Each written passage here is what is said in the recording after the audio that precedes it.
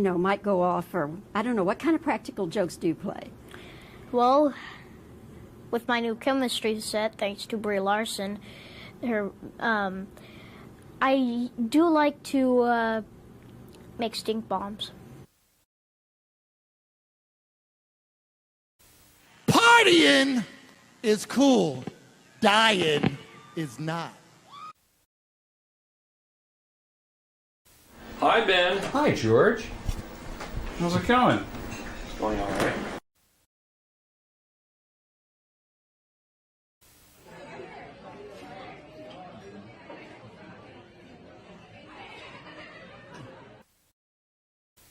Had a little bit of money, so the Lord did me good. Got all kind of shit. Got the glow sticks, I got the gotcha bag, got the Hawaiian punch. Man, everybody won't holler at pop what you need. I got it. If I ain't got it, I can find it, you understand? I'm selling glow sticks. Glow sticks that go with the yeah. You know what I'm saying? Do you have a tail, or is that your hair in the back? あ、ほら髪の毛と下に尻尾があります。Hair and a tail. Wow. The best of both worlds. わあ、Thank you! 私の髪の毛と尻尾はとっても自慢の髪の毛と尻尾なんです。ありがとうございます。Yeah, it really such a unique little character. It's mesmerizing. Anyway, I forgot the question. In this big game that we play, life, it's not what you hope for, it's not what you deserve, it's what you take. I'm Frank T.J. Mackey, a master of the muffin, and author of the Seduce and Destroy system, now available to you on audio and video cassette. Seduce and Destroy will teach you the techniques to have any hard-body blonde just dripping to wet your dock. Living in America. There's nothing wrong. No, I'm not. Yeah, I'm out on love. Out on love. Alone from night to night, you find me. Concerned about that? No, Dankeschön. I'm concerned because there's nothing wrong. And what are you going to say to your fans when they ask you some... I'm going to say I feel good. Papa's got a brand new bag. It's a man's world. What you're going to be doing on this tour? Jam. Source, there you are. And we'll be doing a lot of good things, and hopefully we'll get Brother Ted Turner on the cover. Ted, where you at? Hasta luego.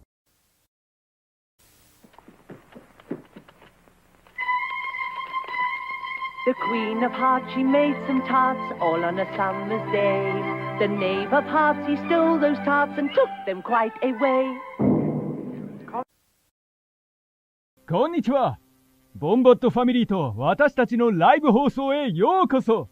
私たちはあなたの視聴とリスニングの喜びのための素晴らしいショーを持っています。今あなたのホストスコッティ・ジェイロとジェリー・ケーブルにステイ・ボンバードを楽しんで覚えておいてください。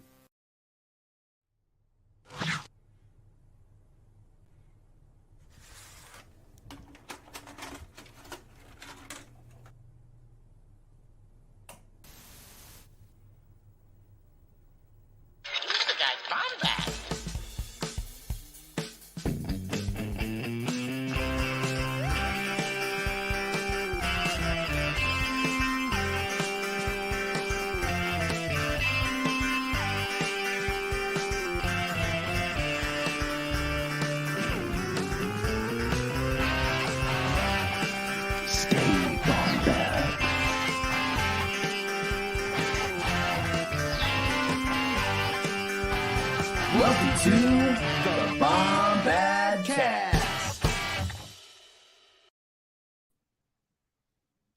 What is up, Bombad fam? It is me, your boy, the Can Junkie, and welcome to yet another edition of the Bombadcast. It's good to see you all. And tonight on the Bombadcast, we just want to, first of all, wish you all a very, very happy National Nude Day.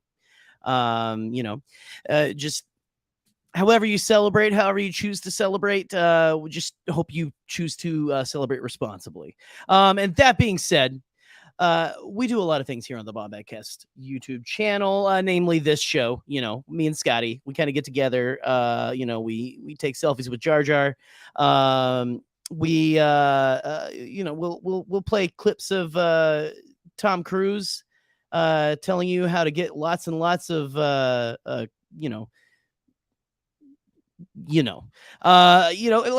we got fans like Willie, Tim Cook, this guy right here. He's a big fan. Who is this one again? Okay. Anyway, Nick. Hello, Nick. Nick. Anyway, high five your screens right now. Paul's here. This is the Bombadcast. You know what it's like. You know it's here. But guys, beyond that, every Wednesday at 8 p.m. Central. I got him.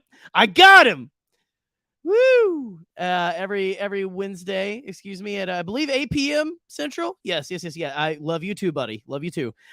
We do Bombad Gaming. My buddy Scotty gets on the YouTube here and he plays any number of games for you. Usually, if Connor has his way, it is a little game of Switch sports, a little bit of, maybe some Switch tennis or, something like that. But check him out every Wednesday, 8 p.m. Central. And also coming back next Saturday, not this Saturday, but next Saturday, Hyperfocus has returned. We did our Hyperfocus dry run for the patrons of our Patreon last Saturday. It was a lot of fun. Thank you all for hanging out for that. And you know what? Hyperfocus is going to be back for the general public. It's going to be back here on the YouTube page. So don't you worry. It's coming back. It's back. My first guest is actually going to be M from Pink Milk. So stay tuned for more details about that kind of stuff going on. But also, guys, we want to remind you of some of the causes that we really want to push and support here, namely the Amidala Initiative, which is a coalition of just a ton of Star Wars creators who are trying to help spread the word and raise funds for Equality Texas that help trans youth and their families, and the awful legislation that's going on restricting their God-given rights. Anyway, please go follow at Amidala Helps and check them out. Also, we don't have a thing for this, like a graphic or anything, and I'm trying to remember the exact Jen Urso quote. It's oh man, well she has like all these good. I can't remember the exact quote. Scotty, help me. What is it? Is it why? I can't remember. Anyway, this is great. This is going great. I want to bring in Scotty because I love him and he's a great guy. And also, I'm drowning. Scotty, don't drown. I'm here. I love you. I'm glad to be here. Because I'm wearing a beanie in the summer, isn't it? That's what it is. That's what it is. It's gotta be it. I don't know the quote, to be honest with you. I really can't talk about that publicly. Choice? What choice? There you go. That's what I do. I work everything out publicly. So but go follow at What Choice. What choice do we have? Look it up. For that being said, Jerry, I'm glad to be here. Stranger Things, what? A little bit different than what we normally do.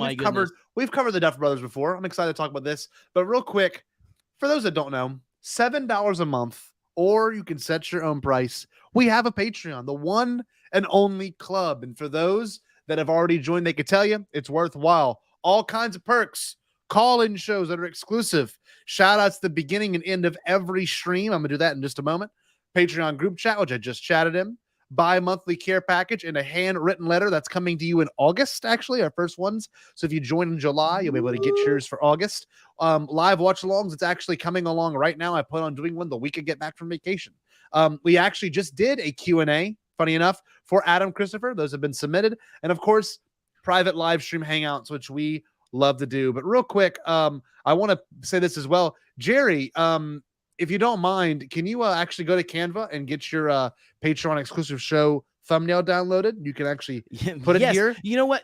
I actually, I think I might actually have it Perfect. Saved. So I'll go ahead and try to throw that in the thing there. So awesome. So I have one called The Greatest Teacher, Joseph Campbell. I actually recently just acquired I got a photo printed of him to put on my wall, and I got a nice signature on the way, a book that he signed. I'm cutting out the book and putting it into the framed photo. So I'm very excited to say that. But the reason I say that is because it's a Patreon show. I need to shout out our Patreons in particular. We have about 21 patrons. Let me read them to you. We got Rick Villanueva. Wow, what a great guy. We got Nick Milky, who was actually just chatting with us. We got Joey Tight Pants Organa. It's a tall man there. We got Rez. We've got Seth Parnell. We've got Jared Bachman Stubb. Okay. We've got I don't remember. He's a gray Jedi though. We got Jeff Qualia. I'll never do it right. Jeff Bezos? Nope, not that Jeff. This Jeff's much better. We got Brian Fry. We've got Michael McCoy. We got M from Pink Milk. Oh, she's gonna be on Hyperfocus soon, y'all. We got Brian Hennessy, not Finnessy. Hennessy. We got Todd DeGlossier. We've also got Neil Lowry, Chase Hauser, Wesley Woolridge, William Hardy, Preston Dugas, Eli from In a Galaxy, Trey Mitchell. We've got David at K2S Bro. We got Alden Diaz, and we got the wonderful Buck O'Brien. That's the newest patron this week. Yes. So, super happy to say we've got all these people making vouch. We have a good time on this channel. And Jerry actually just uploaded the thumb. There it is. The Canon There's my Junkie thumb. Corner. You started that. How'd that go, by the way? Let's hear about that real quick. Hey, pretty good. Listen, so it was just basically I hung out. I read a chapter of a book and everything. Yeah. It's available on the Patreon right there, on the Patreon.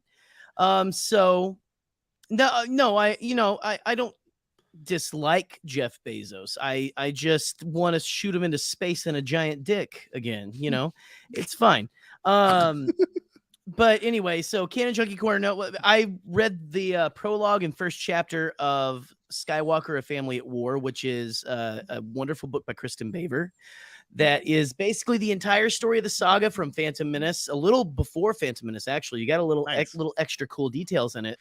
From there to all the way past, or all the way to Rise of Skywalker. Oh, nice. And it's written like a biography. Like someone would be writing a biography, but so it's a really fun book. I really like it. There's a lot of really cool stuff in there. So go check it out. It's basically it's me reading with lo-fi music in the background. That's sick. Did you enjoy it? Did you like doing it? Yeah, it was just. I mean, it was really chill. It was just me, and again, it was just me. And if you guys want to, if I'm recording it and everything, you can come in live. You can chat with me. We can talk about what we're reading and stuff. Things like that. But yeah, Canon Junkie Corner. I will not tell you it's going to be like on a set schedule at all. I'll let you know when the next one comes out. So, well, I love it. But that's how we do our things. I love it. I agree. And you know what? Happy to say that we've had some patrons, actually in the chat currently here hanging out. William, one of them. Preston, another one, and Jeff also. We had Nick earlier in here. So glad to have everyone here wanting to talk about this. But we do have something big for us. We do have a show that we all watched. I think most of the world ended up watching it, and it's so crazy because we'll actually end up talking about this as well. But generationally speaking, this show is a pretty incredible show for a lot of people. But let's get a little clip rolling real quick before we even get into it. Let's get a little clip rolling. How does this sound? Where's it at?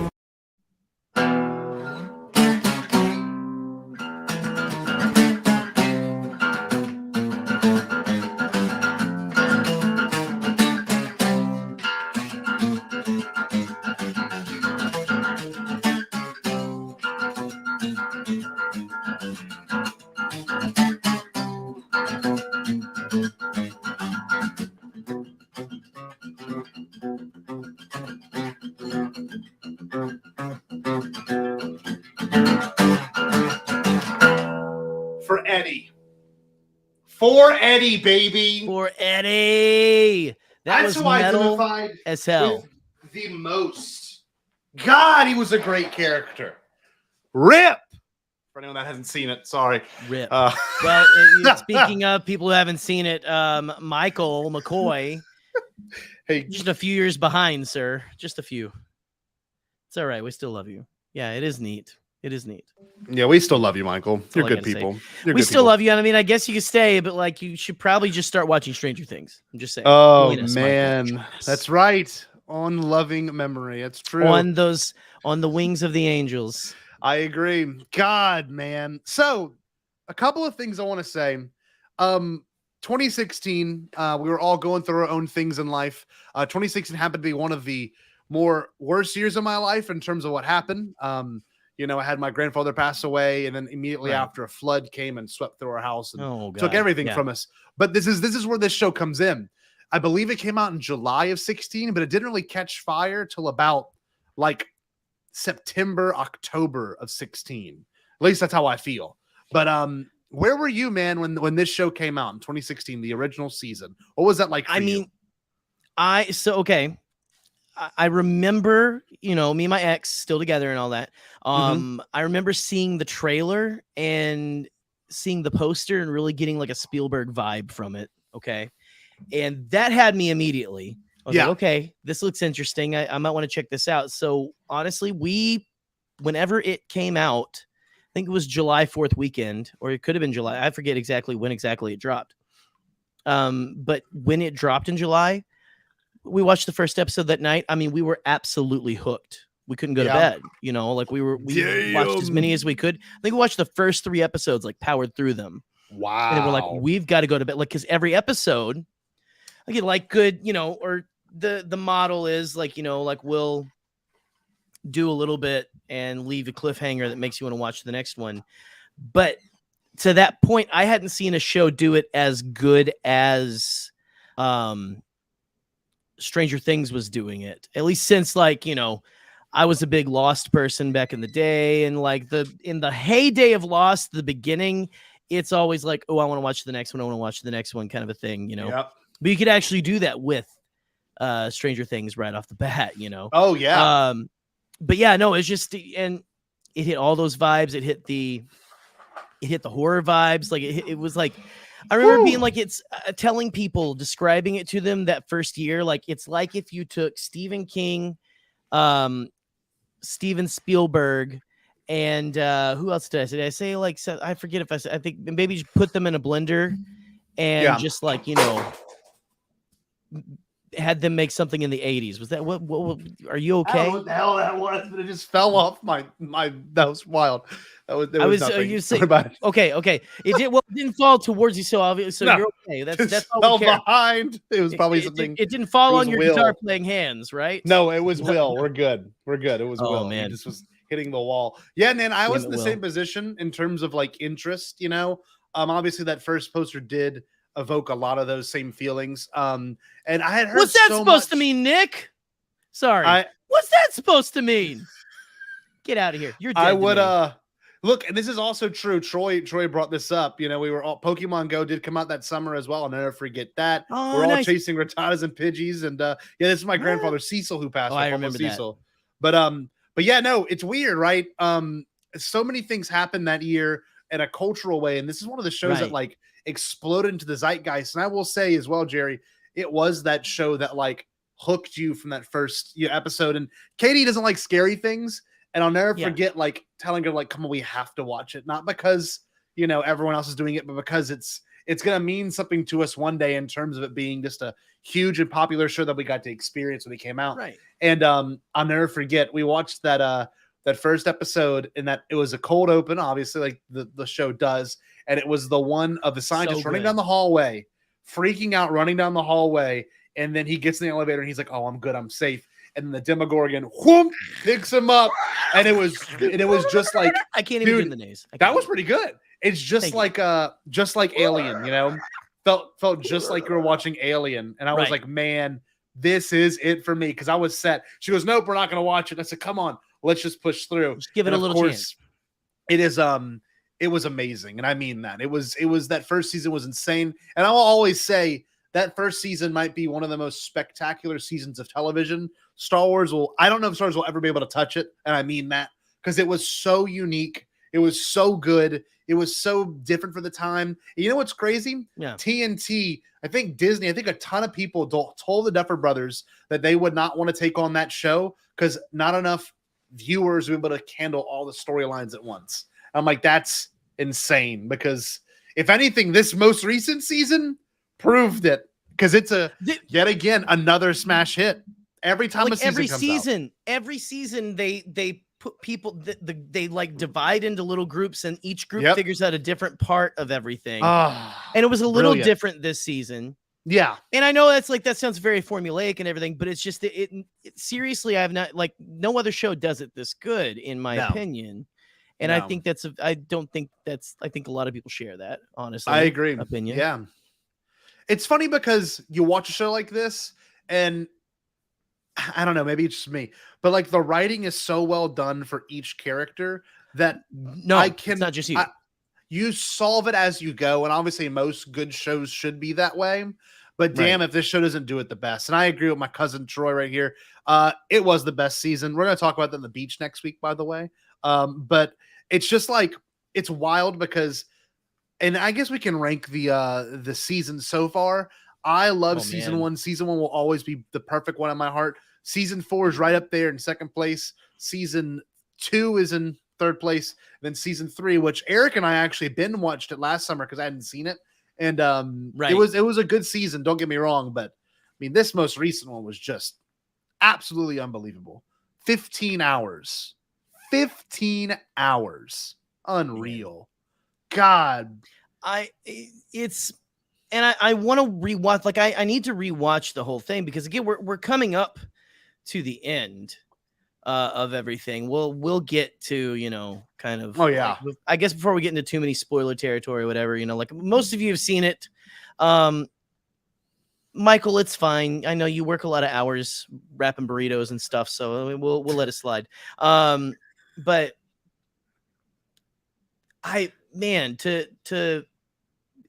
am I supposed to rank these? I don't like it's hard because you don't have to. I was just thinking in terms of like how it got me interested. This was the one that like really set the tone for a lot of, what I like about this show. It returned to its roots in a weird way. It didn't feel as big. I mean, it was huge, but it didn't feel as big. I mean, you had them in different states and different countries at one point. It did. Yeah. And honestly, to me, this felt, at least, I mean, this is the first season that's kind of got globe hopping. Like it's the first time we've really gone outside of the state they're even in. Like, well, I mean, I think they've gone outside their state, like in the third season and stuff, like just like they're in like Indiana and they went to like Illinois. Mm-hmm. But this is the first time we actually went like outside of the United States, like anywhere. Yeah.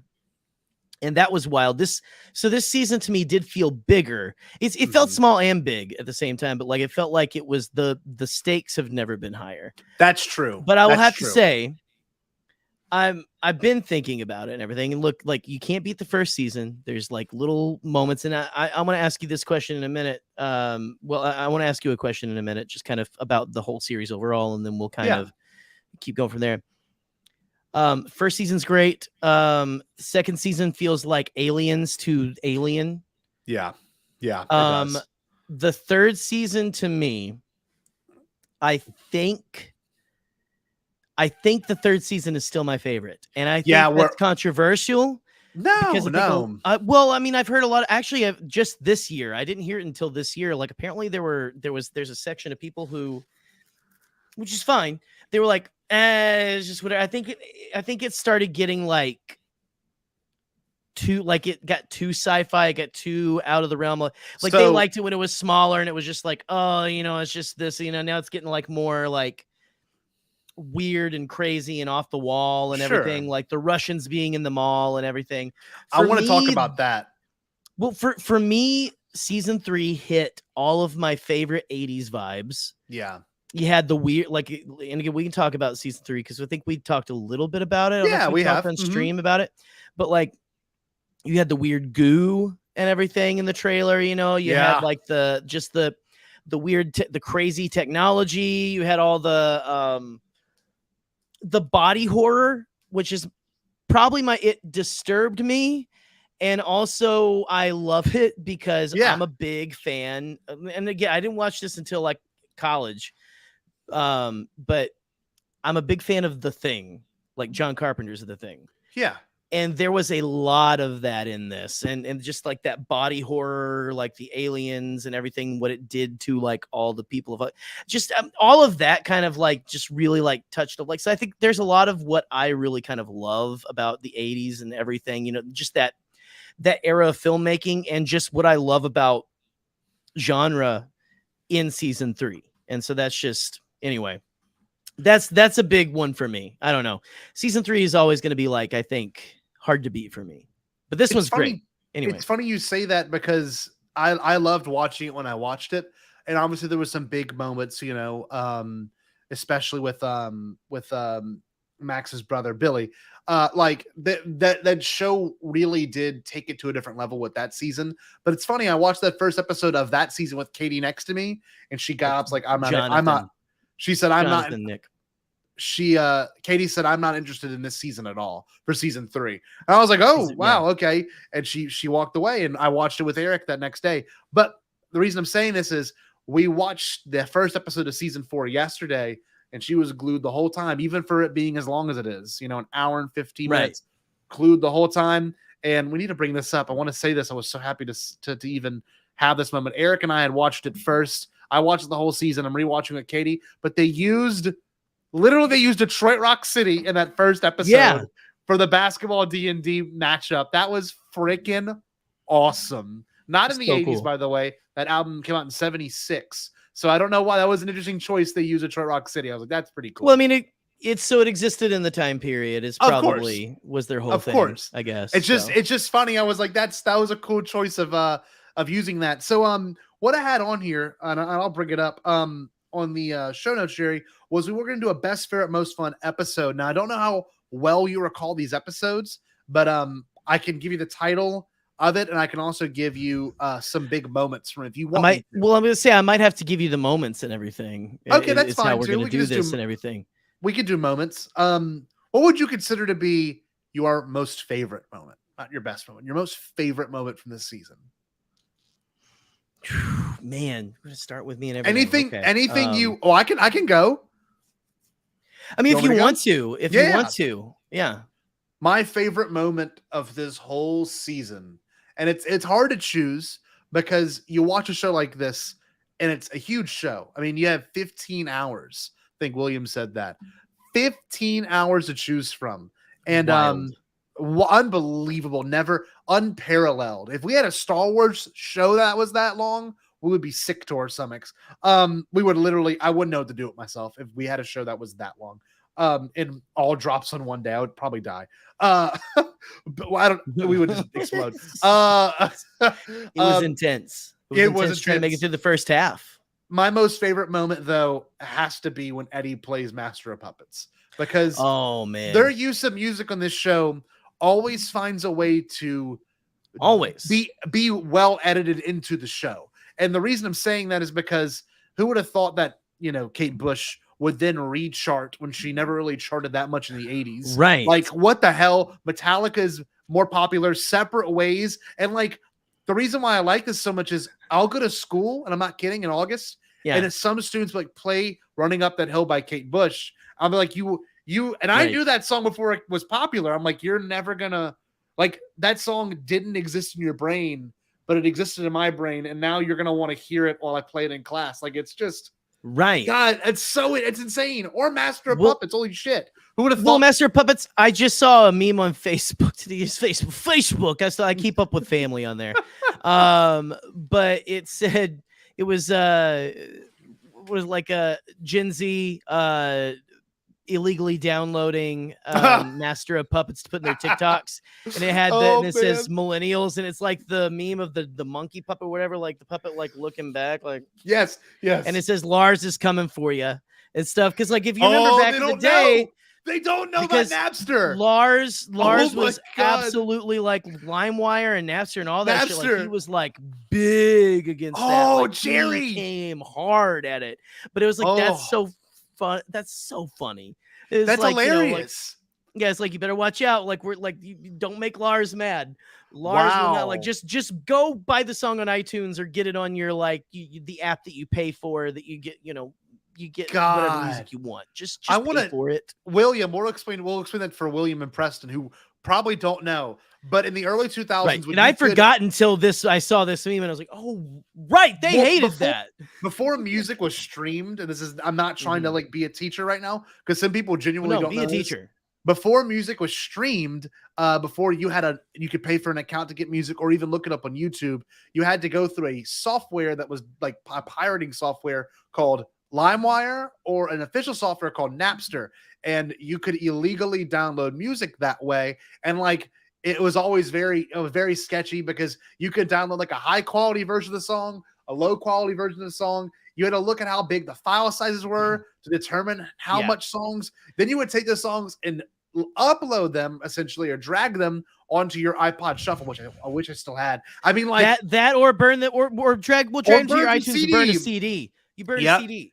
But the reason I'm saying it, I can't tell you how many burned CDs I had in my car whenever I wrecked. Dude, I wrecked a car.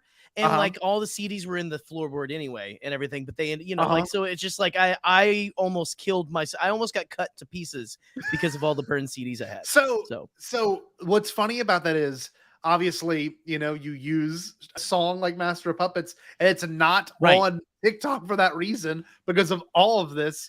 But it's just it works. It works. So that is hilarious. And yeah, I mean, it's wild. Look it up. There was a huge lawsuit on it and everything. But yeah, that's freaking crad. I didn't even think about how this generation doesn't know that. That's nuts. We'll make that. I mean, you don't know what like LimeWire, like Napster, like whether I think Napster tried to make a comeback recently. Didn't they did. It? Like, they did. Mm-hmm. And yeah, I think LimeWire actually came out with NFTs. They're an NFT company now, which is insane. Oh man. But that being said, yeah, no, that moment's my favorite moment with Eddie playing a guitar on the roof of the trailer. That was so freaking awesome. What's going on, Silver? Damn good. By the way, we have a bunch of people in the chat. We got Nick. Nice to see you guys. I brought that up there. We got Nick. Listen. Nick's got some spicy opinions in the chat that like I've never had. Listen, I feel like the guy from that "How to Save a Life" song. Like, hey, did I go wrong? I lost a friend named Nick Milky. I'm just Nick. Oh, you're dead to Lauren, me, sir. this is a beautiful moment. Gerry, your favorite moment, bud? That was great. Mike, it's because it's been more than a month since I saw the first season, right? Like it was like right after. Or the first half, excuse me. Well, the first half dropped when we were at Celebration. It was when we were at Celebration, so I watched it the next weekend. So that was a bad move because I'm like, Kenobi, I mean, like, those are two huge IPs competing, and I think Kenobi won as the most streamed show, if I'm not mistaken, in terms of ratings. Yeah, but I mean, when you like, you got all of us Star Wars nerds watching and rewatching. Of course. And then you've got the rest of the world going, ooh, Stranger Things is out. Which is what I would have done if I was home. Like I would have watched Kenobi, whenever it came out. And then I would have went and like, done my thing with Stranger Things, binged. Sure. But man, favorite moment or best, what was the best or favorite moment? Favorite moment. Man, it's hard because this is like a traumatizing season for me, I feel like. Yeah. There's a lot of trauma. Especially in those last few episodes. Man, like a lot that like really sticks out to me is just like the like anything. Oh, man, I guess I'm gonna have to say I'm gonna have to go a little white bread here. I don't know. No. This is my brain is short circuiting, Scotty. It's okay. I want to say a certain moment, but I think that might be actually the best moment for me. So I'm going to save that. Oh, okay. No, you know what? F it. When Vecna gets like that whole scene where Vecna gets, Excuse me, man. I've forgotten everyone's names and everything. You guys, listen. What are you drinking there? Drano. Pretty much. So yeah. My head is absolutely empty right now. When Vecna gets Max, I want to keep wanting to call her Sam. I don't know why. So running up that hill. I don't know why I had like Sam stuck, but yeah, that's probably like anyway. I was like girl, boy name, kind of usually whatever I get. Max, it's Max. This is how Gerry felt. Yeah. Oh, dude, exactly. What the hell? I love you. And just look at the bottom of Jerry's screen. That's how Gerry felt. The bottom left of his screen. Don't move him. Don't move him. Just leave him there. That's what he is. Anyway, so Vecna. Kate Bush moment. The Kate Bush moment. Yeah, God, that was pretty great.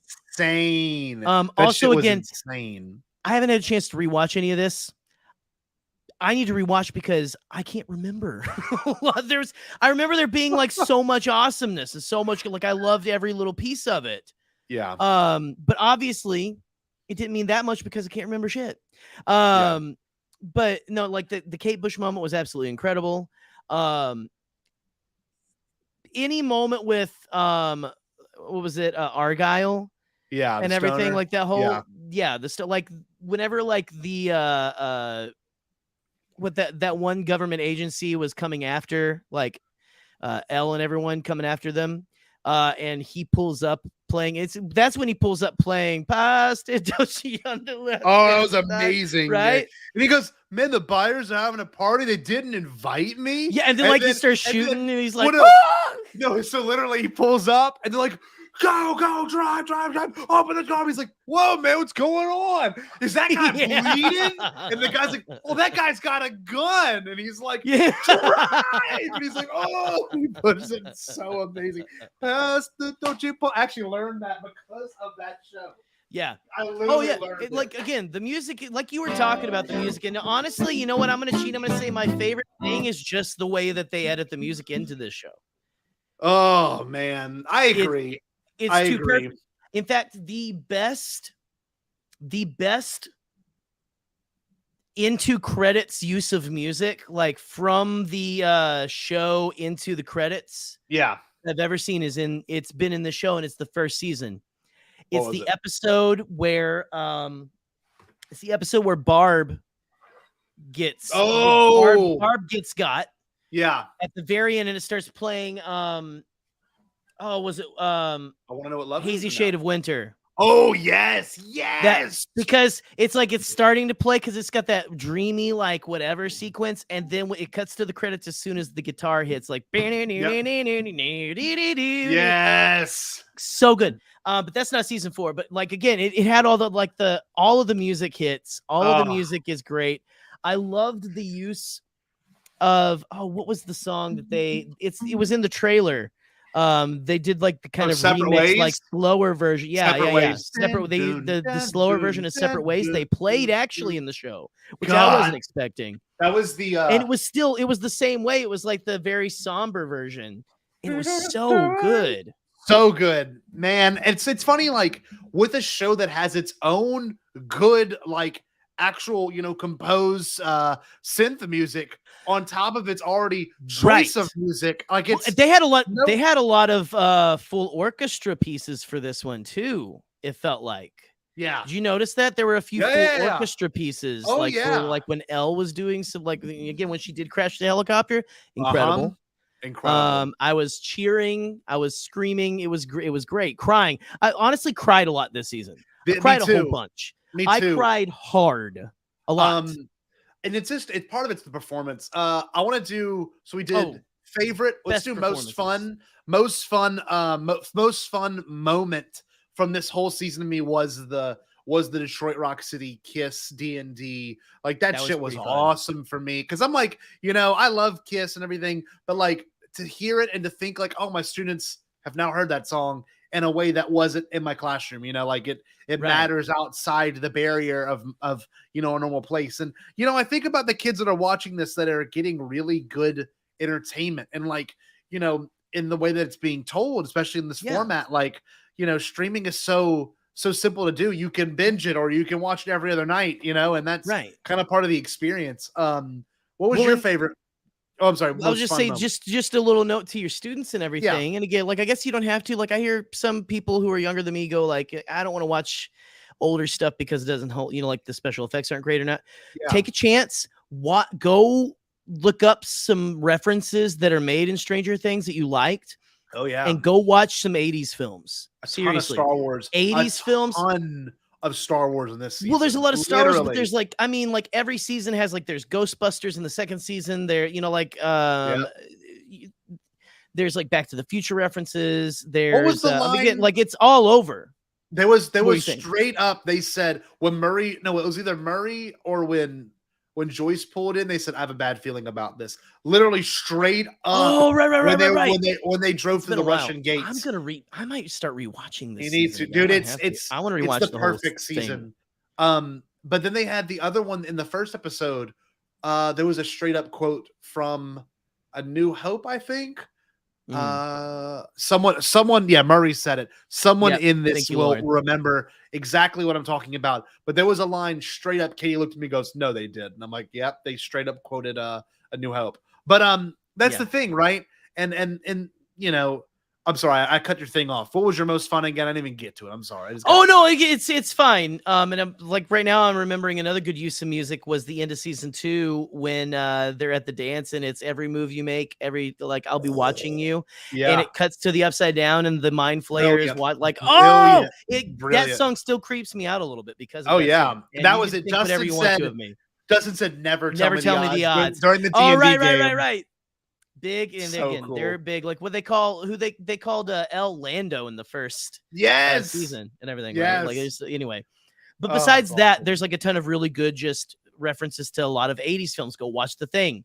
Go watch. I mean, if you've seen Back to the Future, everyone's seen Back to the Future. But anyway, go watch a lot of that kind of stuff. But your most favorite? My favorite moment, or my most fun. Most fun. My most fun moment was the moment, I can't remember the exact exchange, but it's when they're on the plane with what's the dude who he captures Joyce and Murray. I forget his exact name. It's it's very Russian. Hold on, I'm gonna ask Google. We're great. Scotty, you're catching my thing. What was that? What was the dude's name? Yuri. Thank you, Lauren. Yuri. We are professionals, semi-professionals. Yuri, when they're on Yuri's plane, and what is it he threatens that he's a black belt, Murray threatens that he's a black belt, and the whole time, if you know Murray, you're like, all right, what's gonna happen? But it actually it freaking works, and he goes and he gets super jazzed,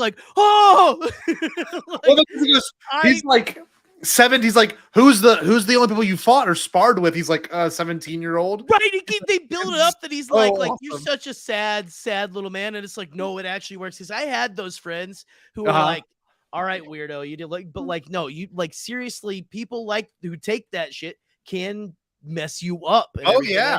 I love that whole thing because Murray is low-key one of my favorite characters in the whole show since he was introduced in season 2. Yeah, he's gotten better every season. Every season, he's very annoyed. He feels it put upon every time. When he they walk in and he's you kids like risotto or something.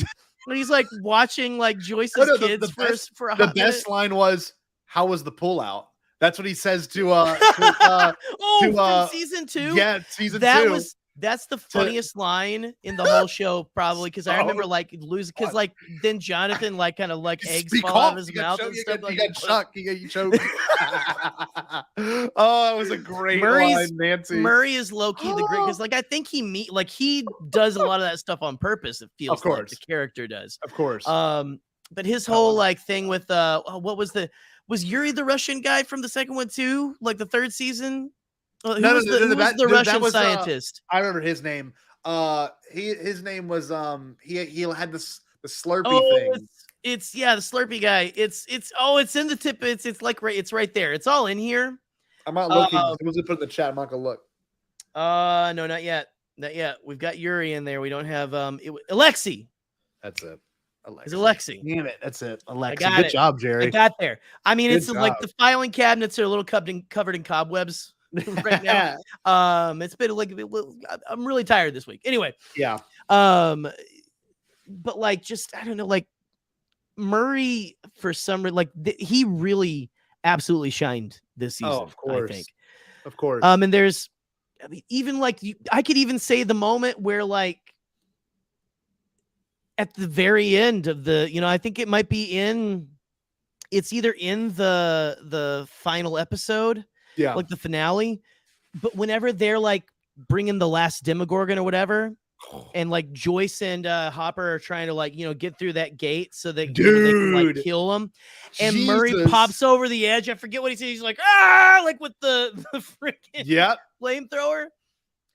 Murray's goated. There's nothing you can do. Like the man, like he saved their asses whenever they went to the Russian base in the mall. He like the way that he like talks and he's like, oh, right. But he's written like, perfect. He's written perfect. Absolutely pitch perfect. And that's one thing to say about the show.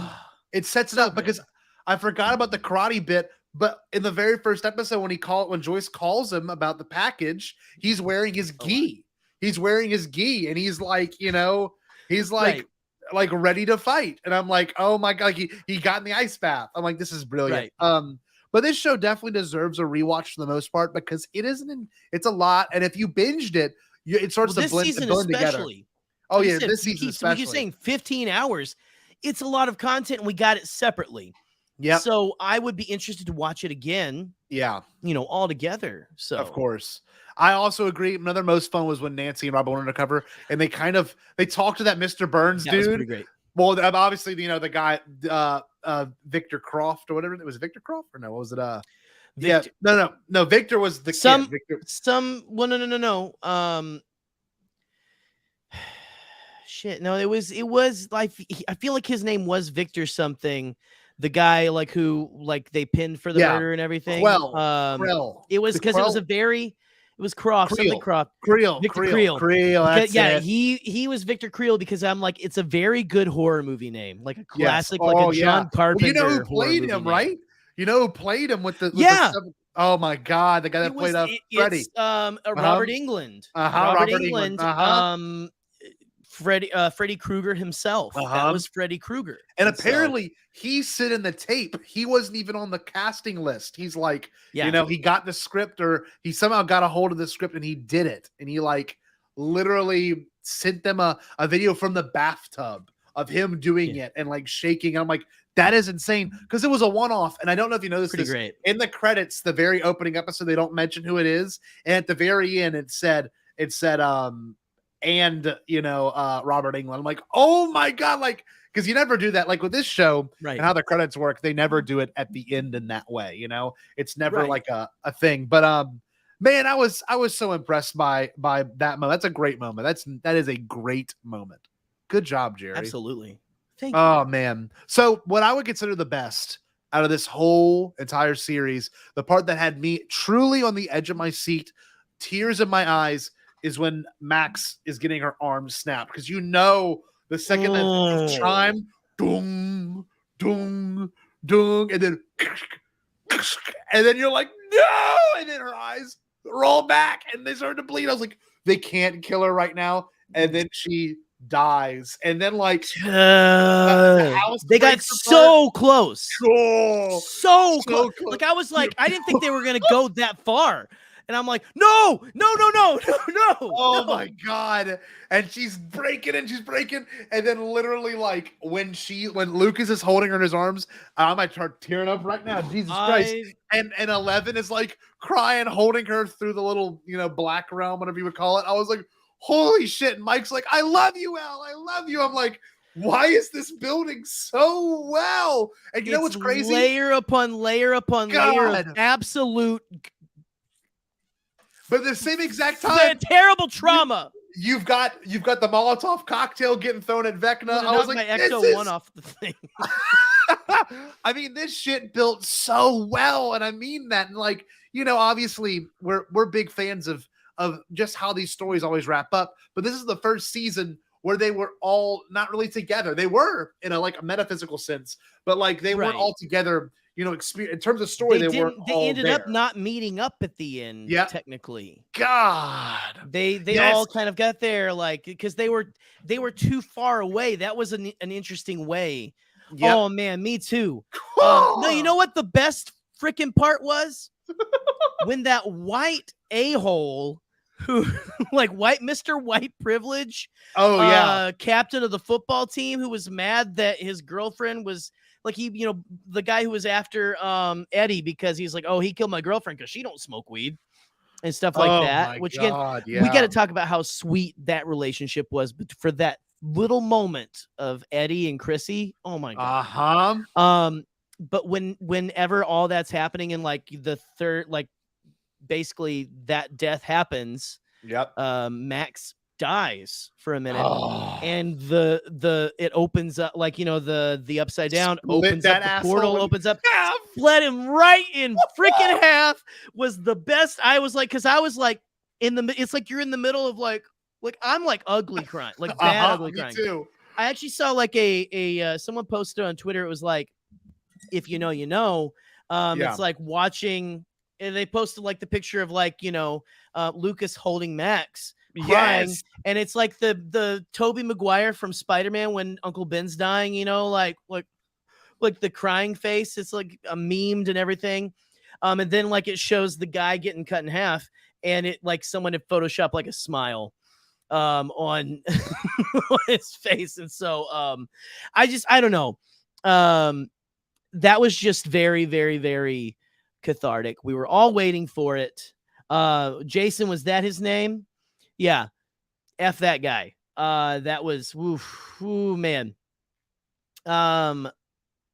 Yes, when the kids sneak out to go to Eddie's trailer, that was a good moment. I don't know, just there was so much about that scene, and honestly, if I had to say what the best part of it was, honestly, I was going for that same moment, Scotty. And so I agree. Just the way that they build, like you said, they build that emotion. They do. They build to a point to where they go past where you think they're going to go. That's because you think you have it. That was the brilliance. Is you think you have it. She can't die because, or she's almost already been gotten. Because what they figured out that it's going to go into that X formation. It's going to go right through Hawkins. It's funny. And this is maybe something that Katie might not like when she watches because I just know her. But I loved about the first season of the show was the fact that it felt believable. That shit could have really happened in that small town. And it would have been under the table government, issue. The second season, same exact way. The third season, when it's got ridiculous, and this season just kind of goes back to the first and second season. But then there's that a little bit, but it the ending blows the doors off of everything. God, and it's so funny. You watch a show like this, and we're already 50 minutes in. We've only gotten through one note on the show notes. Oh my God! No, okay. We've talked about a lot of it. But I agree that is just the best to me. I mean, that shit just works so well, man. It just does. This right here was absolutely beautiful. They had when they finally had their kiss and everything. And I mean, they're going absolute. They're about to go effing bananas in that. They do go effing bananas in that church with all the contraband and stuff. Yeah. It's you just go off. Just please, just give them some time to be happy, please. Just a little bit of time. But what really got me was at the very end when Hopper and Elle are reunited. I was destroyed. A mess. You guys know how I react to that kind of stuff. I'm a dad, especially girl dads, single girl dad stuff. I'm done. Unreal. Absolutely wrecks me. Unreal. Well, how about her getting bullied by Angela those first couple episodes? Your dad's not your hero. I was please don't do this to her because she had no power. She couldn't stop her. And well, and like I felt so bad because she's like, again, like, she's like, all she knows is that. Yeah, and like when there's nothing to back that up, it is weird as hell. And it's like, oh, you want to just like hug her and everything. And like Will was being kind, but at the same time was annoyed. It was an interesting dynamic and everything. They felt more like siblings. Yeah. In this. God, it works so well. And dude, when she hits her with the effing skate, I was like, yes. But then also it's like, okay, that is it's not great. But she was like I don't know. I was cutting you off. No. You're just the whole thing that like that the girl was asking for it. But at the same time, that's obviously not the way you should handle things. But you feel for Elle because it's like she had a milkshake dumped on her by all these assholes. I want to beat the shit out of that little girl. Well, they were like, oh man, I would have absolutely like chewed the hell out of those kids. Like if they like either my like inner youth minister from back like years ago was like, oh man, when they like did the whole thing, they like were surrounding her. Yeah, I would have like been embarrassing all of them. God, everything, like sitting them down, just telling them how pathetic they are and things like that. You know, like anyway, I was ready to go to bat for my girl Elle because again, I have an Elle. And stuff like that. You know, she doesn't have mind powers that I know of yet. That was a hard thing to watch. That was wild. That being said, this kind of does tie into what some people are saying in the chat too. I wanted to bring this up. Who do you identify with this show? This is one of those shows that I think that everyone can see a little bit of themselves in each character, but there's like one or two characters that truly stand out to me that I can just like, I empathize with that. I kind of get it. Jerry, do you have one really? Do you want me to go first? Because I have one the back of my brain already. Go ahead because you've got one off the cuff, and I just kind of like rambled on about how I wanted to chew out a bunch of kids. So I want to beat them up. I identified a lot with Eddie in this season, not because I've ever been like a badass on the run kind of guy, but like in high school, I listened to metal, listened to a lot of rock. I was definitely different. I didn't have tattoos or anything. I had a Rolling Stones necklace that I would wear every day to school. At a Catholic school, that's kind of edgy for the most part, but like, it's the tongue and that classic logo. But like, I identify with that character a lot. And then there's the part where there was the while when I was in high school, when I was single, I identified a lot with Steve because I didn't know where I wanted to go with my life. I felt like I had everything already. I had all the friends I needed. I felt like I had, the house everyone came and hung out at after school. Like I just had that, but I didn't know who I was in those moments. And like, I was confident with the person I was, but I wasn't like, is this what I really want? And Steve kind of went through that journey in this season as well. So those two characters I like wholly identify with in like every way, just like the kind of weirdly respected person, but also the person that like has those kind of theatrical desires and is kind of like out there like Eddie, kind of dramatic and ridiculous. So I agree. You know what's amazing? That's absolutely perfect. Like it's, and I mean, even in the chat, we got Lauren saying, Robin and Max to her, and also Will. Will's a great one. But it really, like you said, like which characters, plural, because I mean, it honestly, like they're all so relatable. Yeah. There are different pieces of them. Like it's like, and maybe you can like identify to just one singular one, but I feel like there's pieces of a lot of characters you can kind of make a cocktail of. This is kind of what I feel really. They just do a good job of really making you identify with every single person. Every single person is human. Yeah. And you just really feel for it. I feel for them. But I'd say I'd probably have to say, I mean, obviously off the top, my parental side really identifies with Joyce and then Hopper. Oh God. Hopper. Joyce and Hopper. All he wants is to get the hell out of there. That's all he wants. He just wants to be with, he just wants to be with Elle. But then he comes to terms with death. How crazy is that? Whenever they're all eating the meal, and he's like, no. I've seen these things. I know how they are. Well, like not necessarily come to terms of death. He's like, no. They're fattening you up.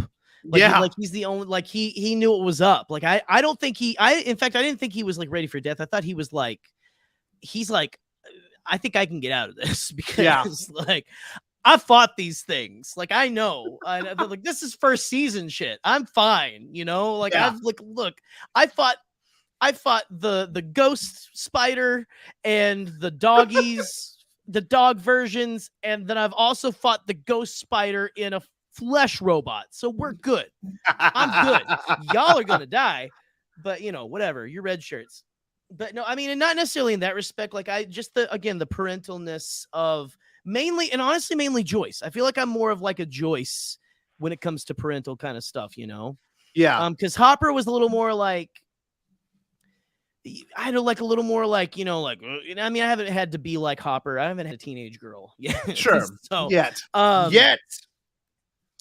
But and again, one of my favorite characters all time, world's best babysitter, Steve Harrington. Steve. God, you talk about Steve. like you identify with like I kind of like right now in my place in life. And I wish I had the looks of a Steve Harrington, but anyway, a gorgeous man, great hair too. Anyway, but it's funny. We'll get to this later. I'll talk about Steve later. I love Steve. Real quick. Yeah, we'll go off on Steve, but just real quick, just the whole, like you said, not knowing where you belong and everything. Yeah. That's kind of like I feel like I'm in that position in life now. Like later in life, it's odd. But that kind of I identify with that, like kind of a, you know, like a listen, I'm true to my friends, you know, I'm gonna be like, you know, I am I'm loyal, all that kind of stuff, you know, I'll fight for the people I need to fight for, but also I don't know where I'm going in life, you know, I don't know what's going on, and I just really identify with that version of Steve and That's everything, and the way that he's gone from, like, you know, he was the popular guy to now he's just like, I don't know, like, what is he doing? You know, like he's not, he's kind of floating. Yeah, kind of floating. I mean, I love him and Robin together, by the way. Just as an aside, great they're duo. one of a great duo. Such a great friendship, and I love that Steve is so supportive of her as again, a lesbian in the 80s and everything. You know, and like the talks that they had, like it's so endearing and so that was a great moment. He's like, we both like boobies. I like them. She likes them. Boobies, yeah. It's no just one like pauses Ridgemont High at, you know, I was like, that's amazing. Boobies, Robin. Like, just like, I just thought he was very, like, he's like, I love that, you know, he's got like that, like Steve Harrington is an ally, okay? Yes. And that was effing incredible. Oh man, I guess you could call him a himbo. I don't know if I call him a himbo. I feel like he's more like, you know, like I don't know. He's a really cool dude. Anyway, but I think everyone wants to be Steve Harrington. Anyway. Of course. Like, that's who you want to be. Y'all want to be Steve Harrington. No one wants Steve to die. Well, it's everyone funny. wants to be Steve Harrington. Of course, and I was so afraid he was going to die in this season when he got bit by the bats. I'm like, they're going to kill him. When he goes through the thing. By the way, how terrifying was it that they had to go through that like gate, the water one of the lake? Holy shit! Oh, I was like the whole time. I'm like, I do not have half the guts of these kids. No, even in the first effing season, I'm like, oh no. my god. I mean, maybe if like we had like a group of like, if we get the goons together and we're all like, you know, like, hey, we got to take care of these interdimensional monsters here. Like, all right, maybe we'll do this. Okay. Michael likes D&D. He just doesn't like Stranger Things. That's right. That's what it is. That's right. That's fair. So maybe Michael will be able to help us a little bit. We'll see. So I'm looking out at this too, because this is a weird thing for us, Jerry. We've been through so much in the last 6 years since this first season aired a long time ago. But it's weird to watch these kids grow up. Now, I know there's a bunch of actors like that. Macaulay Culkin, Drew Barrymore, Christian Bale's even one of them. That you kind of, Corey Feldman, that when you grow up, you know, they grow up with you, and you kind of had that in the 80s and the 90s, Jerry. I haven't had that so much, but like watching these kids grow up and become amazing actors, and they were great when they were kids. They were phenomenal as children, but like even as adults, like Sadie Sink. I was telling this to Katie. I said, Katie, you're really good at giving me that like bitch face when you're mad. And I told her that. I'm like, you're like pro at it. Like she's like, Katie's so good. That was good. That was good. And look, I won't call it the bitch face. I'll call it the Katie is done with your shit face. That's what I'll call it. But Sadie Sink as a Max doesn't even. I'm gonna pull up a photo of it because I was like, Holy shit! Like I have never. I don't want to mess with it. Like she's got so many No! moments. Like back off of her. I mean, like it is Leave her maybe alone. the meanest look I have ever seen from anyone. I'm like, how does she do it? I'm gonna see if I can find a screenshot of it. Hold on. Find that. Don't worry, Michael. We're just talking. We're talking bad about you because you haven't watched Stranger Things. It's fine. We're the cool kids. I'm gonna pull it up on YouTube and get a screenshot of it. We're all in the spoilers, Katie. Go away. We're all in the spoilers. Katie's in here. Katie, we are in spoilers. Do not watch this. We're doing full spoilers. Do not watch this. This is a full spoiler chat. Hold on. Let me see if I can find okay, hallway scene. You got it? Nah, hold on. I'm not gonna play the thing. Keep running up that hill. Hallway. Okay, wait. Let's see if I can find it. There we go. There you go. Oh, I'll get a screenshot of it. This is the meanest face in the known universe. Hold on. Let me see if I can find a good. No, that wasn't. I'm sorry, that wasn't it, right? So there's a scene where she sees Lucas, and Lucas makes eye contact with her. Woo! It is a mean face. God, hold on. Terrifying. Hold on. I have to get rid of one of the thumbnails. I mean, Lucas deserved a lot of those things, you know. From here, let me get. Oh, Lucas definitely did. I'm getting rid of a thumbnail. All right, there we go. I'm gonna add this one in. God, this is a look, man. Like if I got this from a girl in high school, I would have been terrified of her. Hold on, here it is. Getting it pulled up. This is a mean look. That is a mean ass look. God. To me, that's like a get the hell away. What the hell are you doing? Like, why are you here? But yeah, that's the bitch face, man. Yeah. I'm so mad. I'd be mad too. But like, God, I have never seen the scorn so strong in someone before. Let's look at that. I got another screenshot. This is an even better one. She's got some great looks. Jeez, look at this fantastic looks. I'm just kidding. Oh man. Oh, we love our Michael Chiklis Jabba here. We do. He's goated. Let me get rid of another image in our brand page. This is the other one. This is the one that gave me chills because I'm like, I am just so scared of a 19-year-old right now. And I know she's supposed to be playing like a 14 or 15-year-old, but I was like, I am just so scared. Like, God, Jesus, that is the I have never seen a look so angry before. My God. Anyway, I mean that's a mean ass look. Sorry. I had to talk about it. It's fine. It freaked me out. I was like, man, I know a mean look, and that is God. That freaked me out. Scotty gets a lot of those. I do. I do get those often. One other thing I wrote in here is Vecna. Okay. I Katie, you have to leave. If you're watching this, you're making a huge mistake. Katie, get the hell out. I love you. This is an environmental welcoming. Get the hell out. The fact that, and this is something I think is very hard to do, and I want to do a tangent real quick on this. Besides the go off, face. King. Okay, thanks, baby. This show has found a way to rewrite itself towards the end of this fourth season. Now, not saying none of anything that came before negated it, and maybe the Duffer Brothers found a loophole around it because it's their own show. It's their own IP. Right. But like for them to make Vecna the villain the entire time and they didn't really drop Easter eggs in the first, second, or third season, except for the fact that there was a clock. Like in the editing of those shows, I don't know if it was for drama reasons, if it was for something else, but like when Will falls off you don't know about this? I haven't looked up that. Hopefully we won't get copyrighted. I'm gonna pull it up and show you. Fine. Hold on. You can describe it. I want to show you. Hold on. Vecna in all seasons. Hold on. Where's it at? I saw a YouTube clip of it. Okay, I'll just have to describe it to you. So I'll just describe it to you. In season 1, when Will falls off the bike and he looks back and sees the Demogorgon, which I don't think was the Demogorgon now because it looks too different. It's like standing in a weird position. I think it might have been Vecna in some weird capacity. But when she sees it, you hear a very faint, a very faint clock dong. And then when Hopper's in the upside down, the camera flips in season 2 under the pumpkin patch, clock bell dong. And then when Billy sees the crowd of people walking from the upside down in that weird little realm he's in, clock bell noise. Really? This show, Okay. yes. Now, obviously, movies in the 80s and the 90s kind of did that to make it dramatic, and it could have just been sound effects too. Right. But the reason I'm saying all that is because they found a way to rewrite this whole show with 11 not having any, I guess lab mates or whatever you would call them, experiment mates, Right.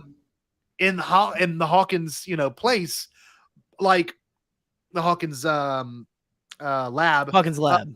Yeah, but like the fact that they ended up rewriting it because the first scene she kills them or Vecna kills them, unbelievable. And the fact that Vecna is, of course, as mentioned in the chat, Henry and 1. Vecna / Henry / 1. God, and they Vecna, put the slash in there. Yeah. Vecna being the puppet master behind all of it. That not Katie, even you better be gone. You better be gone. You better be gone, because this is the best twist. I was like, you're ruining all of it. We're ruining everything. I thought it was also brilliant that like once, and this is going to answer your question, Sam. Vecna did not. I guess Vecna did, but I don't know if you noticed this. They didn't talk about this at all. I But don't in the think Russian, so. I thought in the Russian camp, they had another dust like cloud thing that was moving. But when Vecna went into the upside down, he saw that he could manifest a Black Widow in the shape of a mind flare. So I think he harnessed their energy. Maybe I feel like I mean, I read that as I read it as that was an existing entity. Yeah. That all of the entities, that he took control of, but he controlled it. So like, is the upside down a place of pure evil, or is it him manipulating the upside down? I mean, it was nuts. I've got to rewatch the whole, you need to the whole series needs a rewatch. Frankly. I agree. It's so good. It's very good. Michael, get on it. Why are you watching this right now? Michael, you should really be watching Stranger Things. Michael would love it for that, for literally really that would. picture of Max alone. Just look at that. Look at that. That's Michael's thing. That is so Michael's shit. God, it's just so angry. Jesus, I love it. Look at it. That is one mean. God, that's a mean look. God, and he so, took control and created the mind flare. Because so he's yeah, the one that formed it. that entity was there, but it wasn't quote unquote the mind flare. No, because it was because propelled he by loved him. Black Widows, and he had enough. He identified with them. Something so beautiful, so isolated.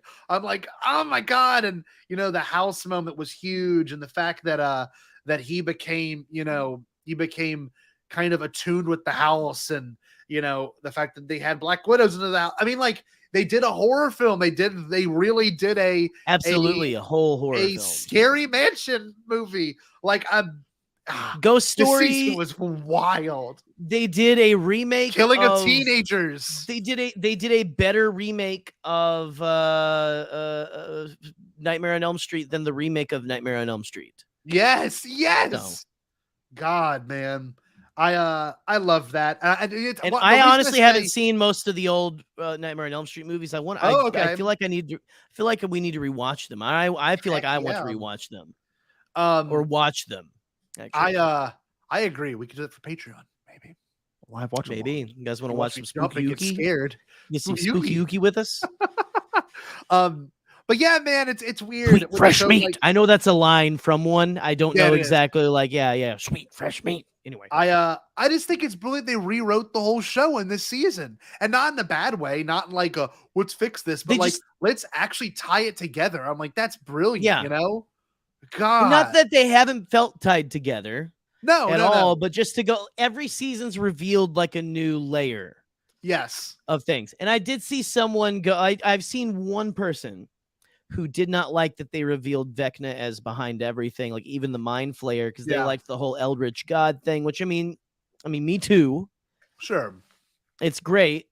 But it kind of grounds the show now. It grounds it, but also, like, I don't think that's entirely not true because I mean it's almost like these ancient things that now have this evil consciousness behind them and everything. You know, it's already, I don't think they were like super friendly and nice. No, I don't know. You know, I don't know. They were And that's a weird vicious, idea. mindless monsters. Like they are old gods in a sense, like in the way that like, you know, that kind of Lovecraftian way of like, you know, it's just like it's these unknowable, like weird things that are like ancient and want to kill you. So It's something still else too that comes into mind with this show is like you look at something like the Upside Down and it makes it a little bit more fascinating. Like I was literally about to bring it up.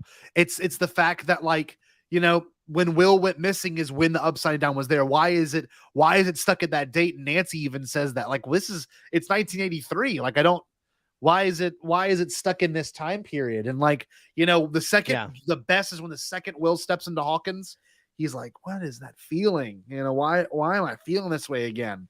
Well, because the Upside Down's still alive and so is Vecna. And like, I'm just fascinated with how they pulled it off with this season in that way, you know? And this season could have been 2 separate seasons for the most part, but like 15 hours with the content is pretty insane. And also, insane. It makes sense why Hawkins is the Upside Down because that's where Vecna was from. Like it just, it kind of clicks there. What I was going to say, like he goes there and it's not that.